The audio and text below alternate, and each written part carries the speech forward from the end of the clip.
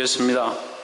예수께서 그들 앞에 또 비유를 베풀어 가라사대 천국은 좋은 씨를 제 밭에 뿌린 사람과 같으니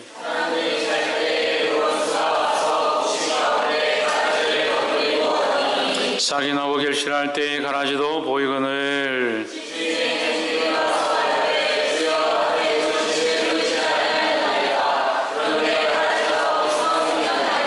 주인이 가로되 원수가 이렇게 하였구나. 종들이 말하되 그러면 우리가 가서 이것을 뽑기를 원하시나이까.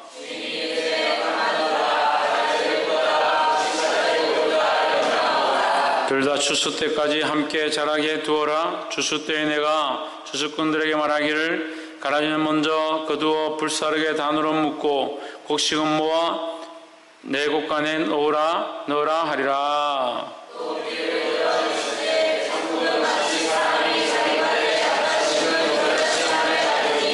이는 모든 씨보다 작은 것이로되 자란 후에는 나물보다 커서 나무가 되매 공중의 새들이 와서 그 가지에 깃들리느니라.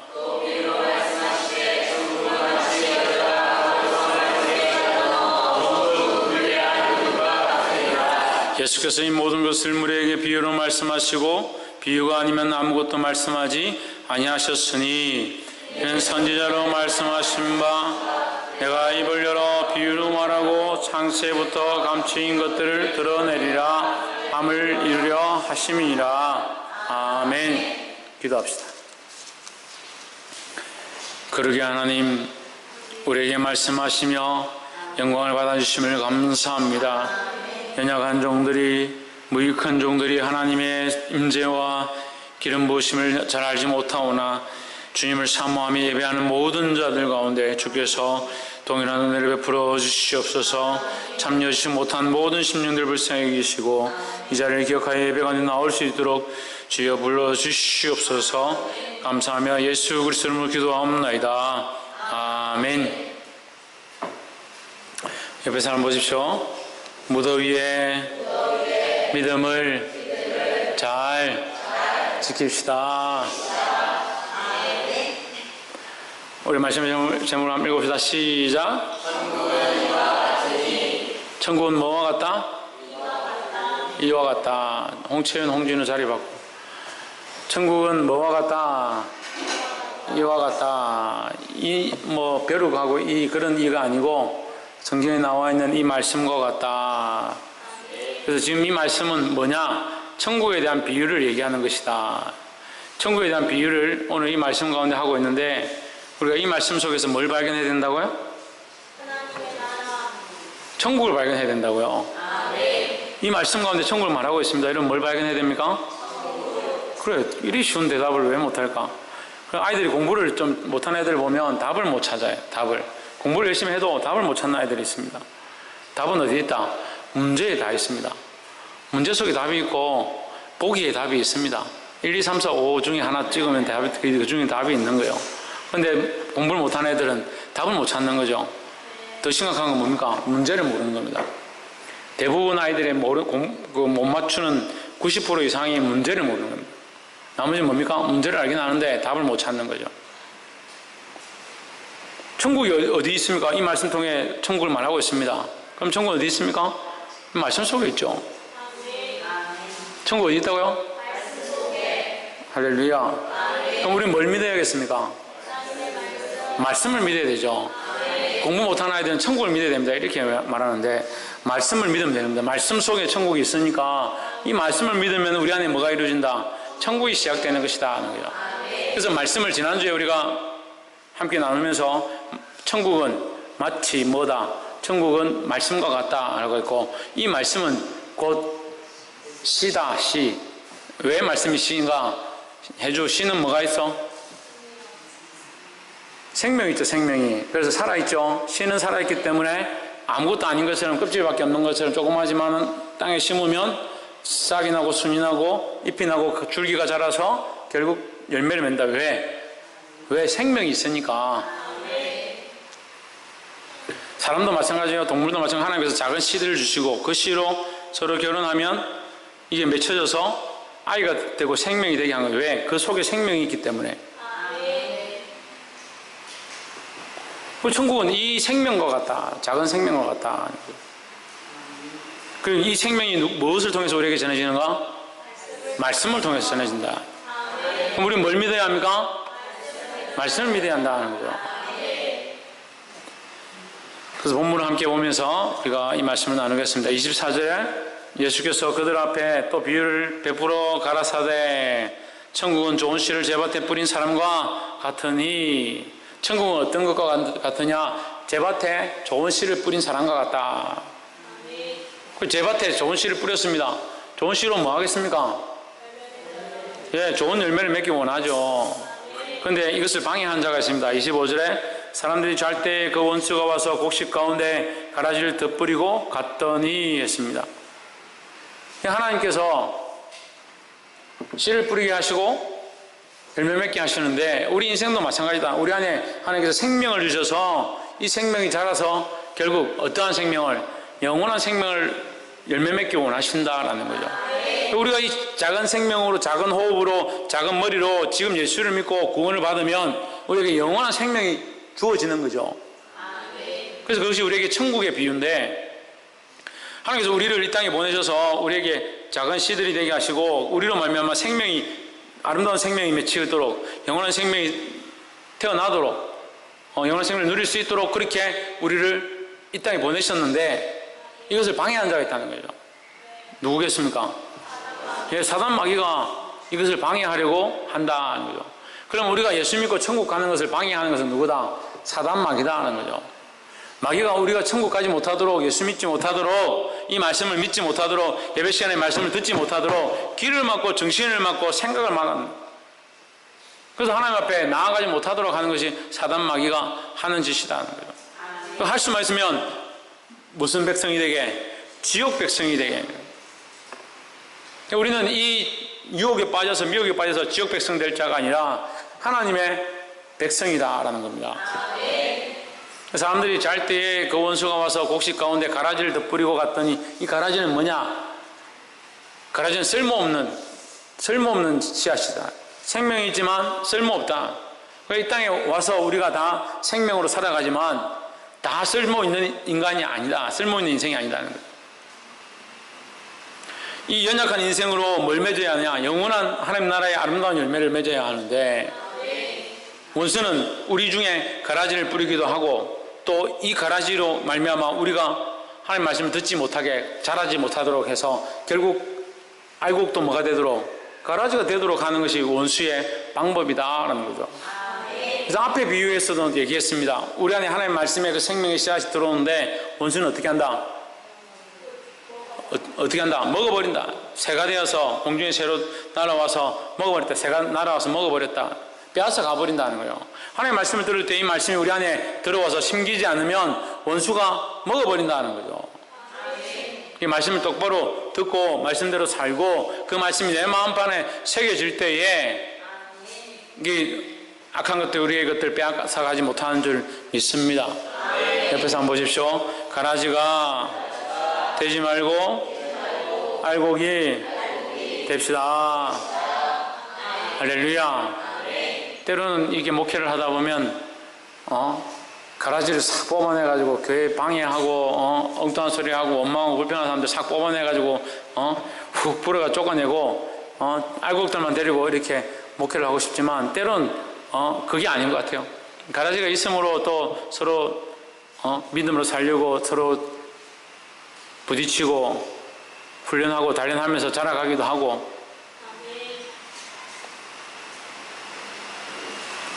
그런데 우리 교회는 솔직히 얘기해서 가라지는 별로 없는 것 같아요. 없는 것 같아요. 가라지는 거의 없는 것 같아요. 아직 없는 것 같아요. 네. 그 알곡이 되십시오. 더 아름다운 알곡이 되십시오. 전정교사님 뭐가 되라고요? 네, 알곡이 되라고. 알곡이 되라고 하면 우리는 뭐 알곡이 되면 다 이렇다 생각하는데, 여름에 이제 밭에 농사 하시는 분들은 알지만 똑같이 벼를 추수를 해도 잘 익고 안에 실하고 이게 몇 배씩 커진 벼도 있습니다. 쌀 알이 그리 커요. 근데 중국이나 필리핀 이런 데 가서 이제 쌀을 먹어보면 이게 쌀이 4분의 1밖에 안 돼. 우리나라 쌀 크기의 4분의 1밖에 안 돼. 납작합니다. 훅 불면 날아갈 만한 그런 것들을 추수합니다. 그러니까 걔네들은 1년에 4번을 사모작을 하기도 하고 산모작을 하기도 하고, 그러니까 씨만 뿌려놓는 거예요. 우리처럼 줄 맞춰가지고 물 주고 그럼 주 그렇게 안 합니다. 비도 오고 많이 땅도 괜찮으니까 더우니까 쭉 뿌리는 거죠. 씨를. 이게 모내기가 없어요. 씨를 그냥 밭에다 뿌려요. 그냥 대충 잡초처럼 자라면 패가지고 들고 와서 다작하는 거죠. 그게 별로 안 실하죠. 근데 진짜 알곡들 보면 탱글탱글하고 밥을 지어놓으면 윤기가 흐르고 그렇죠. 그래서 같은 알곡이라고 다 같은 게 아니다. 알곡이라고 다 같은 게 아니다 하는 거죠. 실하고 아름답고 열매 맺어서 그 열매가 귀하게 하나님 앞에 빛나는 저와 이름 되기를 소망합니다. 26절에 싹이 나고 결실할 때 가라지도 보이거늘. 싹이 나고 결실할 때가 되니까 가라지도 보인다. 27절 집주인의 종들이 와서 말하되 주여 밭에 좋은 씨를 심지 아니하였나이까. 그러면 가라지가 어디서 생겼나이까. 시대가 악해지고 말세가 가까우니까 이제 더더욱 이단과 사이비와 예수 믿는 사람들을 미혹하는 것들과 더더욱 나아가서 그런 상황들과 환경들과 연락하고 안락한 시대가 되어간다. 참 시설이 잘 돼 있고 시대가 좋고 TV도 채널이 뭐 200개씩 어디 가니까 500개씩 채널이 500개. 저 신기해서 500개를 다 돌려봤어요. 다 기독교 방송이 한 열 몇 개가 기독교 방송만. CBS, CT에서 평화방송, 극동방송 그렇게 많아요. 기독교 방송이. 채널이 500 몇 개. 얼마나 편하시게 삽니까? 버튼 하나 개 누르면 방 안 따뜻하죠. 버튼 하나 누르면 에어컨 나오죠. 얼마나 편합니까, 여러분? 저는 얘기했죠. 저 어렸을 때는 선풍기도 없었어요. 선풍기가 뭔지 몰라요. 바람 놓는 기계인지 선풍기가 뭔지 몰랐어요. 선풍기 모르는 사람 없죠? 얼마나 행복합니까? 여러분 온도도 딱 맞춰가지고 25도, 24도. 저는 에어컨 보고 깜짝 놀랐어요. 어떻게 이렇게 찬바람이 나오는데 기계 안에서. 제일 좋은 게 어려서 이제 교회 가면 위에 이렇게 이게 돌아가는 천정이 돌아가는 게 한 4개인가 이렇게 있었어요. 거기 앉으면 시원하다고 딱 좋다고 교회 가자고 그렇게 했는데 뭐 집집마다 뭐 선풍기 없는 집이 아니라 에어컨 없는 집이 없어요. 지금 집에 에어컨 없는 사람 우리 집 말고는 다 있죠. 우리 집만 에어컨이 없네. 얼마나 행복하게 삽니까? 행복해서 예수 믿기 힘들어요. 행복하고 편하고 안락하니까 예수 믿기가 힘든 거예요. 아이 키우기 힘들다 하죠. 우리 혜찬이 키우기 힘든 것 같긴 한데 힘들긴 힘들죠. 힘든 줄 압니다. 근데 지금 생각해보면 진짜 편한 거예요. 우리 어렸을 때는 이게 애기들 다 이게 빨래 해가지고 손빨래 해가지고 강보 그거 말려가지고 접어서 해가지고 고무줄 채가 노란 고무줄 압니까? 노란 고무줄 탁 튕가가지고 그죠 할머니? 예? 노란 걸 튕가가지고 아들 다 기저귀 차 다니고 집에 그러면 애 낳은 집은 어떻게 하냐? 집에 하얀 강보가 쫙 이렇게 걸려 있으면 그 집은 애가 낳구나. 많이 걸려 있으면 저 2-3명 되는구나. 연년생이구나. 이렇게 알죠? 얼마나 편합니까? 뭐 가면 가게 마트 가가지고 돈 10,000원 주면 한 보따리 주잖아요. 한 보따리 가지고 그냥 치아가 입으면 되고. 분유가 어디 있습니까? 분유가. 저 어렸을 때 먹을 게 없어가지고 보리쌀인가 그거 삶아가지고 쌀뜨물 해가 먹고 컸습니다. 그래서 키가 이것밖에 안 되지만 좀 더 잘생길 수 있었는데 정말 못 먹고 자랐습니다. 행복해. 근데 행복이 뭔지 몰라요. 행복의 기준이 금수저나 돼야 행복한 줄 알고 그러면 테레비 보면서 나도 드라마에 나오는 저런 사람 만나야 되는데 나도 저런 기업가를 만나면 좋겠는데 재벌 2세 3세 저런 사람 만나면 좋겠는데 그런 생각하고 있는 거예요. 그런 육체를 배불리게 하는 것이 행복이 아닙니다. 자꾸 그런 기준과 관점을 가지고 있으니까 아쉬운 게 많은 거야. 우리 신랑은 왜 나한테 이렇게 안 해주노? 나는 왜 저 사람처럼 못 사노? 그거 왜 그런 기준을 가지고 있습니까? 서로 사귐을 가지면, 야, 저 남자, 저 여자한테 해주는 거 봐봐라. 이벤트 해주고, 꽃다발 갖다 주고, 너는 왜 나한테 이렇게 안 해주나? 그런 기준을 왜 가지고 있냐고요. 예수 믿는 사람이. 예수 믿는 사람이 그런 기준들을 왜 가지냐고요. 땅의 기준을 자꾸 가지니까 그런 생각들을 하는 거죠. 그러니까 목사님이 이렇게 해주면, 목사님이 오늘 참 기분이 좋으신가 보다. 이렇게 하면 목사님 참 기분이 나쁘신가 보다. 그렇게 볼 필요가 없어요. 하나님 주신 말씀 그대로 보면 되는 거예요. 말씀이 우리에게 말씀하시는 그 말씀 앞에 그 말씀을 순종하기만 하면 되는 거예요. 할렐루야. 근데 시대가 악해진다. 26절 보세요. 26절 다시 올려보세요. 싹이 나고 결실을 할 때, 때가 가까우면, 결실을 할 때쯤 되면, 추수할 때쯤 되면, 추수 때는 뭐예요? 영적인 추수 때는 뭡니까? 예수님이 다시 오실 때입니다. 예수님이 다시 오실 때가 가까우면, 싹이 나고 결실할 때가 되면 가라지도 보인다. 그래서 지금 악한 것들이 많이 설치는 거예요. 이단 사상들이 많이 설치는 겁니다. 엄란한 것들이 사람들을 많이 미혹합니다. 서울의 그 폐역한 지역에 가면 갑자기 이름이 기억이 안 나요. 홍대고 이런 데 가면 밤이 없어요. 밤이 없어요. 밤새도록 놉니다. 청년들이. 이 나라의 청년들이 미래를 위해서 고민하고, 차라리 저 어렸을 때는 머리에 띠를 띠고 돌멩이 들고 경찰들하고 싸우면서 이 나라를 바로 세워야 된다, 그렇게라도 했습니다. 근데 이 나라 청년들이 뭐합니까? 지금 술집에 가고 나이트클럽 가고 밤새도록 먹고 부어라 마셔라 노는데 정신이 팔렸습니다. 청소년들은 어디에 정신이 팔렸습니까? 밤새도록 롤하고 게임하고, 또 무슨 게임이라더라? 하여튼 게임도 종류대로 거기도 빠지다 안 되니까 포켓몬을 찾아가지고 전국을 다니고,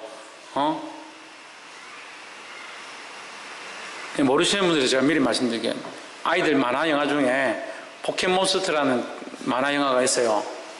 거기 주인공이 뭘 하냐면 전 세계를 다니면서 만화 속에서 세계를 다니면서 어떤 마을에 가서 그 포켓몬을 찾는 거죠. 그러면 이 구슬 같은 거 찾으면 그 안에 포켓몬이 있습니다. 그럼 그 게임을 시켜가지고 시합을 시켜가 이기면 그 포켓몬을 얻어서 이제 가지고 다니는 거죠.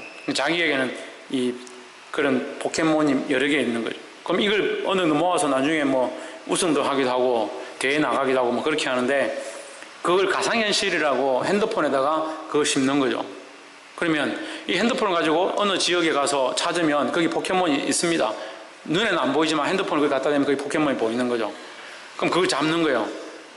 그래서 막 지금 속초, 강원도에는 지금 아이들이 포켓몬 잡으러 와가지고 동네가 시끄럽대요. 우리나라에 한 군데 딱 거기 지금 됐다는데.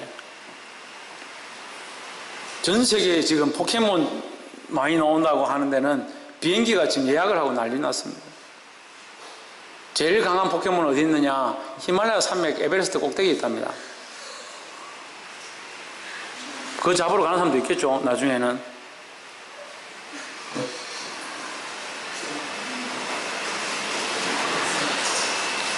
그러니까 그런데 이렇게 마음을 다 빼앗겨, 생각을 빼앗기니까 하나님 말씀을 들을 자리가 없다는 거예요. 영경분 뭐가 없다? 하나님 말씀 들을 자리가 없다. 네 앉을 자리가 없는 게 아니고 하나님 말씀 들을 자리가 없다. 싹이 나고 결실할 때가 되니까 오히려 더 뭐가 기승한다? 가라지가 기승하고 악한 것들이 더 기승한다. 더 설친다는 거예요. 27절에 집주인이 종들이 와서 말하되 주여 밭에 좋은 씨를 심지 아니하나이까? 그러면 가라지가 어디서 났나이까? 좋은 씨를 심었는데 가라지가 있더라는 거죠. 28절 주인이 가로되 원수가 이렇게 하였구나. 자, 여러분 성경에 이르되 되어 있는데 제 성경은 가로되 되어 있습니다. 가로되라고 하는 것은 주로 이제 높은 사람이 얘기하는 건데, 이 말씀의 비유를 볼 때는 이 주인은 하나님이시다는 거죠. 하나님께서 우리에게 생명과 구원을 주시기 위하여 에덴을 만드시고 우리 인생에게 영원한 소망을 주셨습니다. 그런데 악한 것들은 우리에게 뭘 준다? 우리를 미혹해서 결국 가라지를 심어서 망하게 하려고 한다는 거죠. 원수가 마귀가 그렇게 했구나. 종들이 말하되 그러면 우리가 가서 이것을 뽑기를 원하시나이까? 뽑아버리면 되죠. 그래서 우리가 성경의 원리를 지금 우리 창세기부터 해가지고 민수기까지 왔잖아요. 이걸 국부적으로 이제 부분적으로 보면서 전체를 볼 수 있어야 돼요. 그래서 말씀을 전체를 보는 게 중요해요. 자, 부분적으로 보면 이게 가라지를 뽑을까요 말까요? 라고 하는 것이 되지만 전체적으로 보면 태초에 하나님께서 우리에게 생명을 주시고 에덴을 허락하셔서 아담과 하와가 영원토록 즐겁게 살게 하시고 그 후손이 태어나면 에덴 동산에서 우리가 즐겁게 살았을 거 아니에요. 근데 지금 우리가 거기서 쫓겨나가지고 세상 가운데 살기 때문에 지금 힘든 거죠. 근데 그 안에 마귀가 그 가라지를 심어서 사람들을 미혹해서 넘어지도록 만들었습니다. 그러면 그걸 뽑고 원래대로 다시 그냥 돌아가면 되잖아요. 원래대로 하나님 창조하셨던 원래 세계대로 돌아가면 되잖아요. 그렇지만 하나님은 그렇게 하지 않는다. 왜? 이 질서에 맡기시고 질서를 운행해 나가신다는 거죠.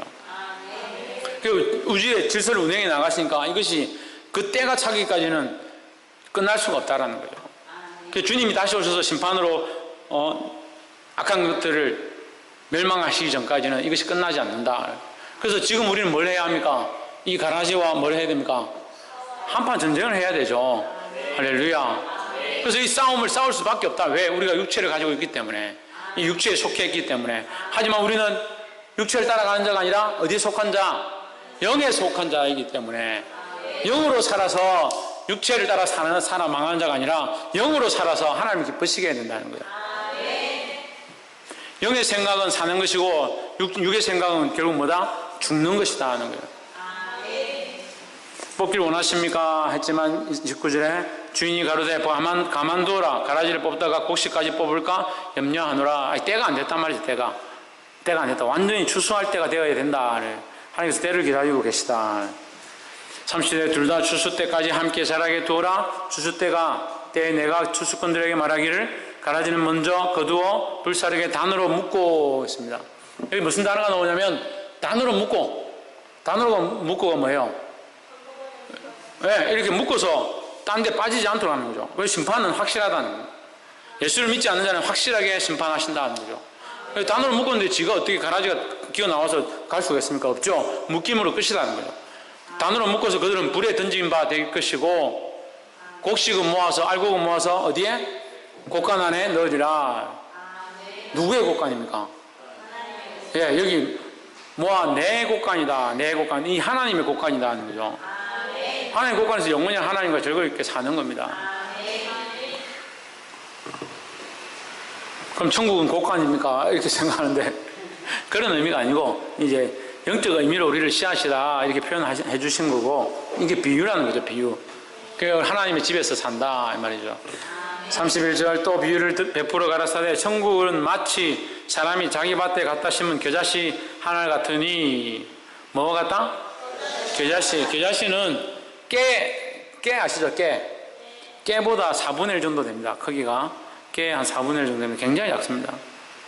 근데 이걸 심으면 근데 이게 얼마나 자라냐? 한 3m에서 6m까지 자랍니다. 그러니까 여기 천장에 닿을 정도, 이게 천장이 한 7m 정도 될 것 같은데, 6m, 7m 정도 될 것 같아요. 이만큼 자라는 거죠. 엄청나게 크죠? 처음에 볼 때는 아무것도 아닙니다. 처음에 볼 때는 아무것도 아니에요. 우리가 처음 예수 믿기 시작하고 교회에 올 때는 아무것도 아니에요. 아무것도 안 일어나고 아무렇지도 않았는데 예수를 믿기 시작하고 예수 그리스도가 우리 안에 임하시고 우리가 그를 영접하고 그를 예배하기 시작하고 그와 거룩한 관계를 맺고 자라가기 시작하면 얼마나 자라냐. 이 세상이 감당치 못할 만큼 자란다는 거예요.